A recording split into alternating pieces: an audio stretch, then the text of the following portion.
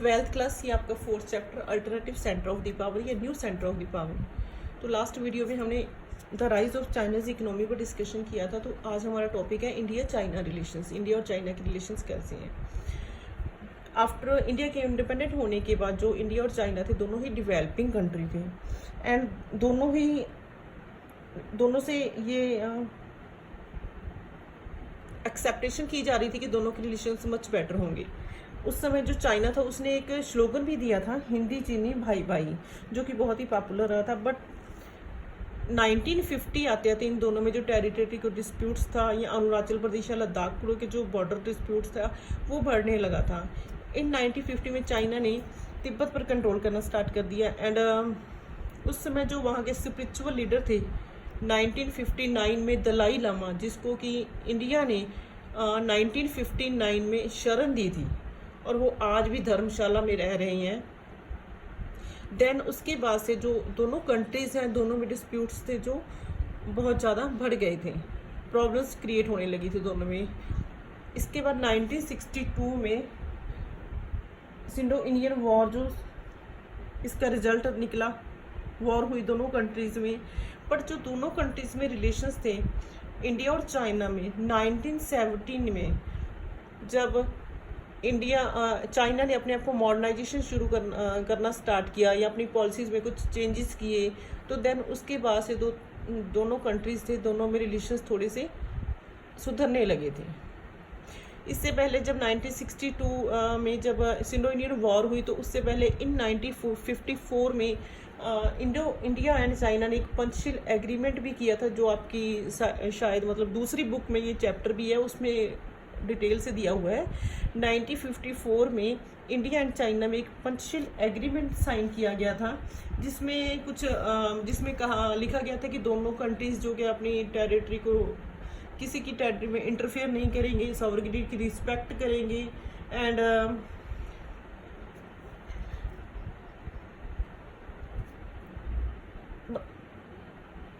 War नहीं करेंगे। तो ये सभी जो पंचशील एग्रीमेंट था उसमें ये मतलब पॉइंट्स लिखे गए थे। तो 1954 में पंडित जवाहरलाल नेहरू जी के द्वारा ये एग्रीमेंट साइन किया गया था। बट 1970 आते आते जो इनके रिलेशंस थोड़े बहुत सुधरने शुरू हुए जब चाइना ने अपनी पॉलिसीज़ में चेंज करना शुरू किया एंड उस समय जो इंडिया और चाइना के रिलेशंस थे इम्प्रूव होने स्टार्ट हुए। इन्होंने अपने जो बॉर्डर डिस्प्यूट्स थे उनको सॉल्व करने की कोशिश की। उस समय 1988 में जो हमारे प्रधानमंत्री थे राजीव गांधी, उन्होंने भी चाइना में विजिट किया एंड पीस एंड फ्रैक्वेलिटी एक एग्रीमेंट साइन किया। इन दिस एग्रीमेंट की दोनों कंट्रीज़ कोऑपरेशन करके चलेंगे, साइंस एंड टेक्नोलॉजी में एक दूसरे की हेल्प करेंगे एंड बॉर्डर थे जो उनको ओपन कर दिया गया फॉर ट्रेड के लिए कि दोनों कंट्री जो ट्रेड है करेंगे।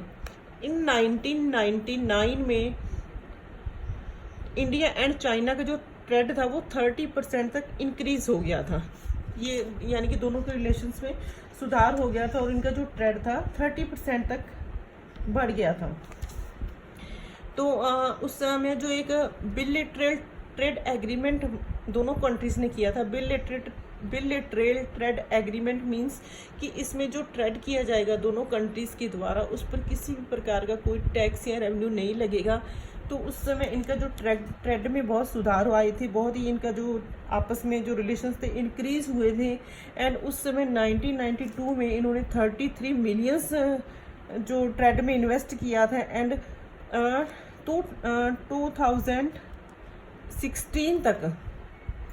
2016 आते आते इनका जो ट्रेड था वो 18 बिलियन तक बढ़ चुका था। मतलब इन्होंने इतना ट्रेड में अपने आप को इतना इन्वेस्ट किया था या इनका जो ट्रेड था बहुत अच्छे से चल रहा था या इनमें मतलब अपने आप को इम्प्रूव किया था या रिलेशंस सुधर रहे थे। अगर ट्रेड दोनों कंट्रीज़ के बीच में अच्छे से चल रहा है तो इट मीन्स कि रिलेशन सुधर रहे हैं। तो इंडिया एंड जो चाइना थे उन्होंने एक सेम पॉलिसी को अडॉप्ट किया था एंड 2000 आते आते इन्होंने वर्ल्ड ट्रेड ऑर्गेनाइजेशन में अपने आप को इंट्रोड्यूस करवा दिया था। बट इनमें दोनों कंट्रीज़ में फिर से जब प्रॉब्लम्स जो बढ़ने लगी इन 1998 में जब इंडिया ने न्यूक्लियर वेपन्स न्यूक्लियर टेस्ट किया तो दोनों कंट्रीज में थोड़ी सी प्रॉब्लम क्रिएट होने लगी। देन उस टाइम जो चाइना था उसने जो पाकिस्तान को न्यूक्लियर जो प्रोग्राम इस्टेब्लिश करने में उसकी थोड़ी बहुत हेल्प की थी। तो देन एट लास्ट हम ये कह सकते हैं कि उस समय 2002 में जो चाइनीज़ प्राइम मिनिस्टर थे जोहू रंजी, उन्होंने इंडिया को विज़िट भी किया था एंड दोनों साइड को रियलाइज़ भी हुआ था कि दोनों को पीस एंड प्रोस्पेरिटी को बढ़ाने के लिए दोनों को रिलेशंस हैं वो मच बेटर बनाने होंगे। बट इसके बाद भी जो अरुणाचल प्रदेश है या पार्ट ऑफ लद्दाख है या कंट्रोल ऑफ बॉर्डर है, वहाँ पर अभी भी दोनों जो कंट्रीज हैं उनमें टेंशंस बनी हुई हैं। तो एट लास्ट हम रिलेशंस को लेकर इतना कह सकते हैं कि 1970 से पहले भी इन दोनों में टेरिटरी डिस्प्यूट्स था, मिलिट्री कॉन्फ्लिक्ट्स थी एंड जो इकोनॉमिक कंपटीशन भी था, इनमें इकोनॉमिक कंपटीशन भी था उस टाइम। तो वही प्रॉब्लम्स, उन प्रॉब्लम्स को सॉल्व करने की कोशिश की गई। जैसे 1988 में राजीव गांधी ने विजिट किया इंडिया उसको चाइना को एंड 1999 में इसने इंडिया ने इन्वेस्ट किया 30% इसका ट्रेड करना शुरू कर दिया एंड वर्ल्ड ट्रेड ऑर्गेनाइजेशन ने भी इंडिया ने उसको चाइना को हेल्प की एंड 1998 में इसने न्यूक्लियर टेस्ट के बाद इन दोनों में जो प्रॉब्लम क्रिएट हुई उसको भी उन्होंने नेगोशिएशन के द्वारा सॉल्व करने की कोशिश की। तो ये है आपके इंडिया और चाइना के रिलेशंस। तो अभी तो आप देख ही रहोगे टुडे जो आज इंडिया और चाइना के रिलेशंस अभी भी मच बेटर नहीं है। जैसे अभी की जो हमारे जो 40 जवान उनकी डेथ हुई है ना, उनके 40 जवान की डेथ हुई है, हमारे 20 तो अभी भी क्या है लाइन ऑफ कंट्रोल पर उनकी जो हमारे रिलेशंस हैं इतने अच्छे नहीं हैं। तो नेक्स्ट जो आपके टॉपिक दे रखा है जापान, जहां आपका चैप्टर ख़त्म होता है लास्ट में एक बॉक्स में दे रखा है Japan means Japan alternative centre of power की जापान है जो कि वो एक नया अल्टरनेट बनकर आ सकता है। तो इसमें फर्स्ट आपकी एनसीईआरटी के अकॉर्डिंग कि आपने जो कुछ ब्रांड्स के नाम सुने हैं आपने, जैसे कैनन, पैनासोनिक, टोयोटा, होंडा, तो ये सभी क्या है, वे जापानीज ब्रांड्स हैं सभी। तो इट मीन्स कि जो बाहर की जो टेक्नोलॉजिकल सिस्टम है या जो टेक्नोलॉजी प्रोडक्ट्स वो बनाते हैं बहुत ही हाई लेवल के बनाते हैं, क्यों उसके पास नेचुरल रिसोर्सेज की बहुत ही ज़्यादा शॉर्टेज है, लेकिन फिर भी जो उनकी टेक्नोलॉजी है वो बहुत ही हाई लेवल की है। आफ्टर सेकेंड वर्ल्ड वार जो जापान है उसने बहुत ही फास्टली अपने आप को ग्रो किया है, अपने आप को डिवेल्प किया है, फाइनेंशियली, इकोनॉमिकली, कैसे भी सभी पॉइंट्स पर उन्हें अपने आप को फास्टली ग्रो किया है। क्योंकि उसको न्यूक्लियर वेपन्स का भी अटैक हुआ था, उस पर न्यूक्लियर वेपन का अटैक हुआ था। ओनली वन कंट्री है जिस पर न्यूक्लियर वेपन्स का अटैक हुआ था, इसके बाद भी उसने आपको इस्टेब्लिश किया है ना। और organisation for economic corporation and development जो कि एक ऑर्गेनाइजेशन है उसका मेंबर भी जापान रहा है। 1964 में जो इस्टेब्लिश की गई OECD उसका मेंबर भी जापान है। एंड इन 1951 में इसने US के साथ एक एग्रीमेंट साइन किया जिसमें कि US इसको अगर इसको कोई प्रॉब्लम्स आती है या कोई किसी कंट्री के साथ कोई वॉर होती है तो US इसको क्या है सिक्योरिटी, इसका सेफ, इसको सिक्योरिटी के लिए इसको हेल्प करेगा।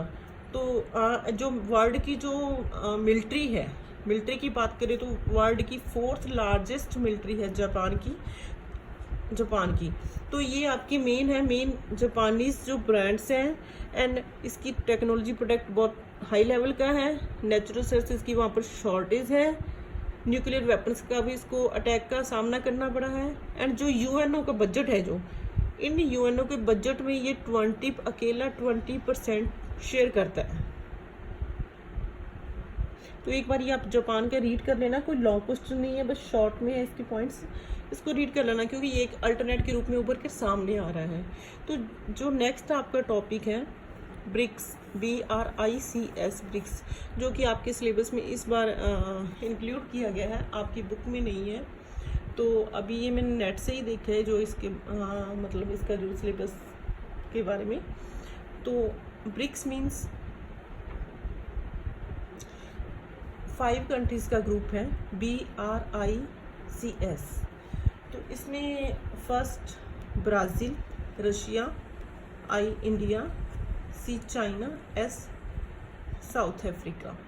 तो ये 5 कंट्रीज़ का एक ग्रुप है जिन्होंने एक साथ में मिलकर ब्रिक्स को इस्टेब्लिश किया।